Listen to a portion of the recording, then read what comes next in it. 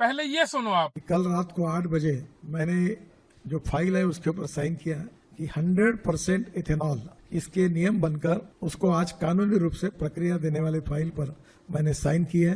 एक ऐसी पॉलिसी जिससे इस देश के 150 करोड़ लोग प्रभावित होंगे, उसको कल रात इस देश के परिवहन मंत्री नितिन गडकरी ने साइन कर दिया है और अगले दिन प्रेस कॉन्फ्रेंस में बता रहा है। ध्यान देने वाली बात यह है कि ना कोई संसद में चर्चा की गई, ना इस देश के लोगों से कोई सुझाव लिया गया, ना कोई श्वेत पत्र लाया गया, इवन यहां तक कि कोई इंडिपेंडेंट स्टडी भी नहीं करवाई गई कि इस 100% इथेनॉल का क्या असर होगा लोगों के व्हीकल्स पर। लोगों की कमर टूट जाती है पूरी जिंदगी भर एक कार, एक मोटरसाइकिल, एक स्कूटर खरीदने में, लेकिन इस देश में बस एक मंत्री, एक पेन और उसके 2 बेटों का बिजनेस। ये बात आप लोगों को पता होगी, लेकिन फिर भी मैं ब्रीफ में बता देता हूं कि 100% इथेनॉल जनता के लिए नहीं बल्कि इसके अपने 2 बेटों के लिए लाया जा रहा है।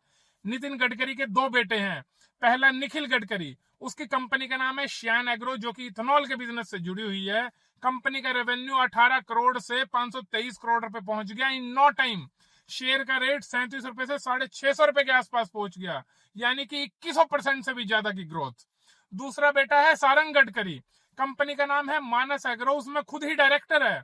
ये भी इथेनॉल के बिजनेस से जुड़ी हुई है और इसकी कंपनी भी बूम मार गई ठा करते हुए।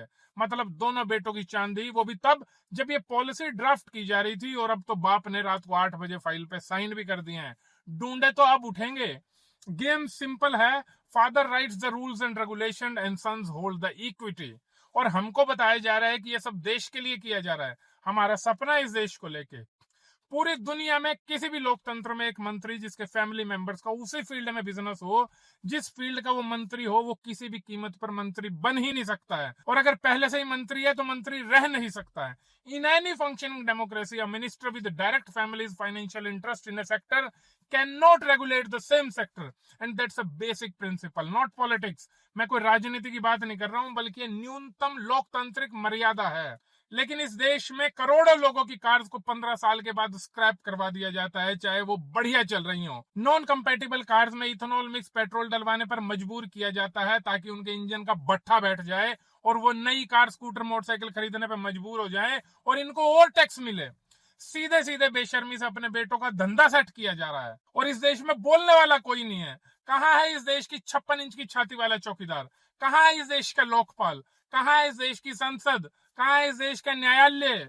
मैं आपको बता दूं, their dream is not about ethanol, their dream is not about making India independent, their dream is about a country where accountability has quietly and completely been abolished.